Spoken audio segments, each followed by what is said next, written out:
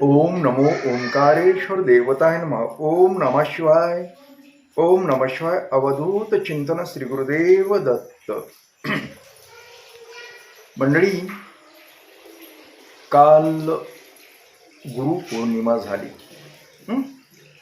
त्यानिमित्त तुम्ही मंडळीने समजा दीक्षा घेतलेली, पूर्वी समजा 10-5 वर्षापूर्वी घेतणारे, त्याने तर समजा खूप काही मंडळीने की शुभेच्छा दिल्या आणि मला शुभेच्छा देऊन आम्हाला आशीर्वाद द्या असे पण मेसेज केले, कोणी फोन केले, ज्यांना जमन तसं काल मला मेसेज शुभेच्छाचे आशीर्वादासाठी मेसेज केले, फोन केले. या सर्वांचे मी आज आभार मानतो, धन्यवाद देतो. ज्यांना आशीर्वादाची अपेक्षा होती त्यांना मी आशीर्वाद देतो. तुम्ही सुखी, समाधानी, आनंदी राहावं, तुम्हाला चांगल्या प्रकारे आरोग्य लाभावं, आशीर्वाद देऊन तुमच्यासाठी प्रार्थना करतो. तुम्ही म्हणाल काल झालं, मग आज तुम्ही एवढं उशिरा कसं काय सांगायला? हो मंडळी, कारण काल काय झालं होतं, परवाच्या दिवशी मला रात्री जवळजवळ झोपायला 1:30 वाजला होता. कारण कुणाकुणाच्या पूजा होत्या, कुणाला दीक्षा घ्यायची होती, ऑनलाईन दीक्षा काही जणांना द्यायची होती, त्याचं निवेदन लावणं. त्यानंतर काल सकाळपासून समजा दीक्षा घेण्यासाठी, गुरुमंत्र घेण्यासाठी चालू होतं, समजा कार्यक्रम चालू होते. आता एकाच वेळी सगळेच नाही, पण टप्प्याटप्प्यानं 1, 2, 4, 10, 5 असं जसं जमन तसं मी दिवसभर ठेवलं होतं चालू. आणि थोडीशी म्हणजे पाऊस चालू होता आणि गर्दी पण होती. शेवटी मी एकटाच सगळं अर्चक करणार, पूजा अर्चा देणारा, दीक्षा देणारा मी एकटाच आहे ना. मग मलाच पाहावं लागतं ते. त्याच्यामुळं मी खूप दमलो होतो. मला जवळजवळ 5 वाजले पूर्ण कार्यक्रम ते संपायला. 5 जास्त बी झाले असते, पण पाऊस चालू झाला जास्तच. कोणाची परगावून मंडळी आली होती, काही दीक्षा घेण्यासाठी आली होती, काही पूर्वी दीक्षा घेतली होती त्यांनी, खूप लांबून मी आली होती. इकडे समजा कर्नाटक सीमा आहे तिकडून आली होती, बॉर्डरीहून. पुन्हा इकडे समजा इकडे संभाजीनगर कडून आली होती, दूरहून आलेली होती मंडळी. त्यांनी पूर्वी काही दीक्षा घेतल्या होत्या, पण माझ्या दर्शनासाठी समजा आली होती. त्याच्यामुळे सगळ्यांना थोडं थोडं बोलणं, त्यांना काही पूजा त्यांची करणं, त्यांना आशीर्वाद देणं, अशा गोष्टीमध्ये पूर्ण दिवस माझा हा सकाळपासून जवळजवळ 5 वाजेपर्यंत गेला. तर अशा पद्धतीने कालची ही जी गुरुपौर्णिमा ही चांगल्या प्रकारे साजरी झाली. थोडक्यात साजरी म्हणजे लोकांची होती, बरेच हालचाल होती. माझ्या मानाने भरपूर तसा मोठा काही कार्यक्रम असा वगैरे काही नव्हता, पण ते दीक्षा घेण्याचा कार्यक्रम होता. दीक्षा दिल्या जात होती, गुरुमंत्र दिला जात होता पूजा करून त्यांना. आणि गुरुमंत्र देऊन म्हणजे नुसतं गुरुमंत्र देण्यापुरतं नसतं, तरी तुम्हाला पूर्वीही सांगितलं. आणि माझी एक पद्धत आहे, लोकांची काही मला माहीत नाही, पण माझी एक पद्धत आहे की आपण दीक्षा देतो, गुरुमंत्र देतो, म्हणजे गुरुमंत्र ही गुरुपौर्णिमेपुरताच न राहता तो गुरुमंत्र दिल्यानंतर आपण गुरु म्हणून त्यांच्या पाठीशी राहणं, आयुष्यभर त्यांच्या पाठीशी राहून त्यांच्या काही अडीअडचणी असतील, काही समस्या असतील, ज्या आपल्याला सोडवता येतात, जे मला ते काम करता येतं, ते काम मी करावं. त्यासाठी ओंकारेश्वरला मी प्रार्थना करतो की माझ्यामध्ये तशी शक्ती दे आणि अशी ऊर्जा दे की मी त्यांच्या पाठीशी सदैव राहील.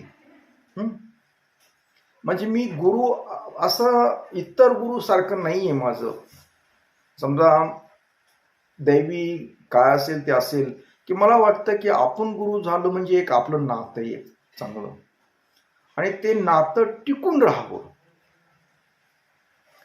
जी गुरु शिष्याचं नातं आहे ते टिकून राहावं. फक्त गुरु पौर्णिमेपुरतंच फक्त आणि दक्षिणा गोळा करणे हा उद्देश न ठेवता, दीक्षा दिल्यानंतर गुरु म्हणून त्यांच्या पाठीशी खंबीरपणे उभं राहावं, आणि राहायलाच पाहिजे या मताचा मी. म्हणून मी एक छोटासा प्रयत्न करतो. मला सगळं जमतं असंही नाही काही. मी सगळ्यात त्यांच्या अपेक्षा पूर्ण करू शकेल असं पण नाही, पण करतो प्रयत्न. मी जेवढं जमन तेवढा प्रयत्न करतो. तर त्याच्यामुळे मला प्रत्येकाला दीक्षा दिल्यानंतर, गुरुमंत्र दिल्यानंतर मी प्रार्थना, शपथ वगैरे घेतो ओंकारेश्वर चरणी की बाबा मी यांच्या पाठीशी राहणार आहे, अशी शपथ घेतो. आणि मला बळ दे, शक्ती दे, जेणेकरून मी यांचे रक्षण करेल. ह्या अशा गोष्टीचं जे असतं त्याच्यामुळे वेळ लागतो एकेका समजा दीक्षा द्यायलाही. तर सांगायचं तात्पर्य म्हणजे एकंदरीत हा कार्यक्रम खूप चांगला झाला, दरवर्षीपेक्षाही चांगला झाला. आणि सगळे जे आले होते ते पूर्ण समजा दीक्षा घेतलेले आणि दीक्षा घेणारे हेच होते. इतर लोक कुणीही नव्हते त्याच्यामध्ये, असे विनाकारण लोक कुणीही नव्हते. विनाकारण हेच जे आपल्या संबंधित असणारे सर्व होते. तर तुम्ही बऱ्याच मंडळींनी मी त्यांना सांगितलं होतं, घरी तुम्ही समजा घरच्या घरी गुरुचं पूजन कसं करायचं याबद्दल सुद्धा लोकांनी आम्हाला त्यांच्या घरातले फोटो टाकले. घरी आम्ही अशा पद्धतीनं आम्ही गुरुपूजन केलं, गुरुपौर्णिमेचं पूजन केलं. बरेच म्हणजे आम्ही अशी पूजा केली, तशी पूजा, ते फोटो टाकले, मेसेज टाकले, फोन करून सांगितलं. मला बी आनंद वाटला की लोकांची श्रद्धा आहे, अजून बी आपली संस्कृती चांगली आहे, आणि आनंद वाटतो, एक उत्साह वाटतो की आपण जे काही करतो त्याचं काही ना काही फळ मिळतंय. कारण बऱ्याच जणांना अलीकडल्या काही लोकांना तर गुरुपौर्णिमा म्हणजेच नेमकं काय माहित नाही, गुरु म्हणजे काय. ते काही जणांचं मत वेगवेगळं संबंधित आहे. काहींचं ही गुरु की आपले हे शिकवणं हेच गुरुच्या हेच असतंय, प्रत्येकाचं वेगळं. आता हे आम्ही धार्मिक गुरु आहेत, आध्यात्मिक गुरु आहेत. प्रत्येक गुरु म्हणजे याच्यात वेगळे असतं. कुणी तुमची शिक्षण घेतणाऱ्यातले गुरु असतात, कुणी तुम्ही एखादी कला शिकवली त्यातील गुरु असतात, कुणी योगा शिकवतं ते बी गुरुच आहेत. म्हणजे असे शिकवणारे गुरु ते पण ते तात्पुरते काही ठराविक कालावधीसाठी असतात ना. आता तुम्ही समजा शाळा शिकत होता तोपर्यंत ते गुरु वेगळे, तुम्ही 4थी 5वीचे ते गुरु वेगळे, त्यानंतर कॉलेजचे गुरु वेगळे झाले. काही तुम्ही टेक्निकल काही शिकला असेल त्याचे गुरु वेगळे झाले. पुढे तुम्ही ऑफिसमध्ये काही समजा तुम्हाला कामाचं काही संदर्भ शिकवत असतील ते पण गुरु येतच आहे, पण काही कालावधीसाठी. पण तसं आमचं नाही. आम्ही हे एकदा दीक्षा घेतल्यानंतर हे तुमच्या आयुष्यभराचे गुरु असतो. हा फरक आहे त्याच्यामध्ये. हे आम्ही जे असतो ती धार्मिक आध्यात्मिक गुरु असतात, ते समजा आयुष्यभरासाठी गुरु असतात. ते नसतात बदलायची गरज, ते बदलाबदली करायचे नसतात, बदलत बी नाहीत, ते एकच राहतात. हे थोडक्यात आमचं तंत्र आहे ते. तर असं जाऊ द्या, त्याबद्दल नाहीत गप्पा मारायच्या. फक्त तुम्हाला वाटू नये की आम्ही गुरुपौर्णिमा समजा तुम्हाला शुभेच्छा दिला, तुम्ही प्रत्युत्तर बी दिलं नाही. काही जणांना दिलं, काही जणांना देता आलं नाही मला, म्हणून मी आजचा हा व्हिडिओ टाकतोय. बऱ्याच जणांचे मिळालेत मला मेसेज, फोन वगैरे झालेले. तर पण काही जणांना समजा मेसेज टाकून बी मला शुभेच्छा देऊन बी मला त्यांना रिप्लाय देता आला नाही, यांच्यासाठी मी आजच्या ह्या व्हिडिओद्वारे रिप्लाय देतो की तुम्ही मला शुभेच्छा पाठवल्या, त्याबद्दल मी तुमचा खूप खूप धन्यवाद मानतो आणि तुम्हाला आशीर्वाद पण देतो गुरु ह्या नात्याने. तर आता ज्यांनी दीक्षा घेतलेली होती त्यांना गुरुमंत्र मी मेसेजद्वारे ऑडिओद्वारे पाठवलेलाच आहे. ज्यांना समजा ऑनलाईन काही नेटवर्क पाऊस असल्यामुळे नेटवर्क व्यवस्थित नव्हतं, त्याच्यामुळं डायरेक्ट नाही करता आलं मला काही गोष्टी, तर मी पाठवलं. जर ज्यांना कुणाला जर गुरुमंत्र वगैरे मी ऑनलाईन दिलेला भेटला नसेल तर तुम्ही मला मेसेज करून सांगा, कारण तुम्ही यादीप्रमाणे मी तुमची पूजा वगैरे सर्व गोष्टी केलेल्या होत्या.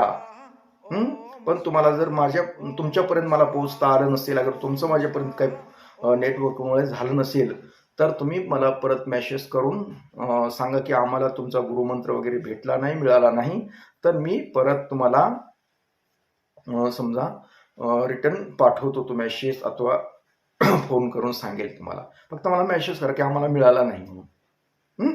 तर असो, मी सर्वांचे आभार मानतो आणि आजचा हा कार्यक्रम इथेच थांबवतो. परत भेटणारच आहे पुढच्या कार्यक्रमात. तोपर्यंत मंडळी, ओम नमः शिवाय. जय हिंद, जय भारत. सुखी राहा आणि समाधानी राहा.